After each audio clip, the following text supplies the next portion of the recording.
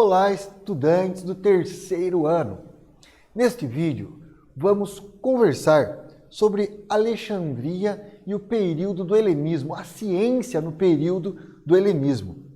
Todos os dias, nas nossas aulas e fora delas, nós usamos a geometria, a mecânica e outros elementos que são próprios da ciência. Mas de onde eles vieram? Em qual momento histórico se desenvolveu a ciência e a geometria? Vamos então refletir neste vídeo. Bom, no período do helenismo, que é mais ou menos do século II, III a.C., foi marcado pelo domínio dos macedônios sobre os gregos. Nesse momento, a cultura se mesclou, a cultura oriental, a cultura ocidental e oriental, formando uma nova cultura chamada de helenística, porque os gregos também se chamavam heleno. Após a divisão do Império do Alexandre o Grande, Alexandria tornou-se a capital do Império. E, com isso, Alexandre acabou criando a famosa Biblioteca de Alexandria, estabelecida por volta do século III a.C. Foi um dos centros de produção do conhecimento. Nós não sabemos exatamente, mas ela tinha mais de 30 mil volumes, e para a época, volumes escritos, é uma quantidade muito grande. Na matemática, dentro do helenismo, se sobressaíram pensadores, filósofos como Euclides e Arquimedes, que desenvolveram a geometria. Euclides utilizou a geometria nos seus estudos de física.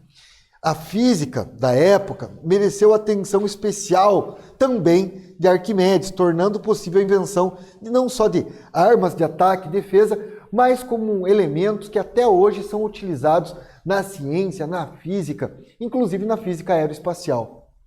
Na geometria euclidiana, que se desenvolveu mais ou menos 320 a 260 a.C., o Euclides fundou e desenvolveu uma escola de matemática, que fez muitos estudos sobre luz, som, navegação. Uma das novidades é que o Euclides definiu o espaço. A realidade se divide entre tempo e espaço. E o Euclides definiu o espaço como sendo geométrico, simétrico e imutável. Já na mecânica, desenvolveu-se em Alexandria Arquimedes, 287 a 212 a.C. Ele desenvolveu diversos teoremas que você estuda até hoje na matemática. Mas, principalmente, a ideia, então, dentro da matemática e da geometria, a espiral, a alavanca, o princípio da gravidade, também conhecido o princípio de Arquimedes. Conta a lenda que o rei chamou Arquimedes porque ele estava desconfiado que Ourives, que pegou o ouro para fazer a coroa, não tinha usado todo o ouro. Então ele deu para o Arquimedes a coroa, o Arquimedes não podia derreter, mas tinha que testar se o Ourives que fabricou usou ouro puro ou tinha misturado.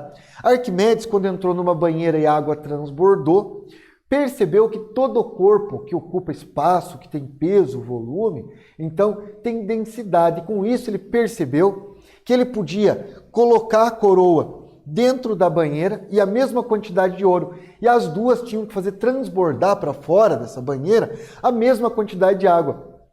Com isso ele provou que a coroa não era maciça de ouro, que tinham usado outros materiais. E então o teorema dele ficou definido da seguinte forma: qualquer corpo mais denso que um fluido, ao ser mergulhado neste, perderá o peso correspondente ao volume de fluido deslocado. E ele descobriu com isso a teoria do empuxo.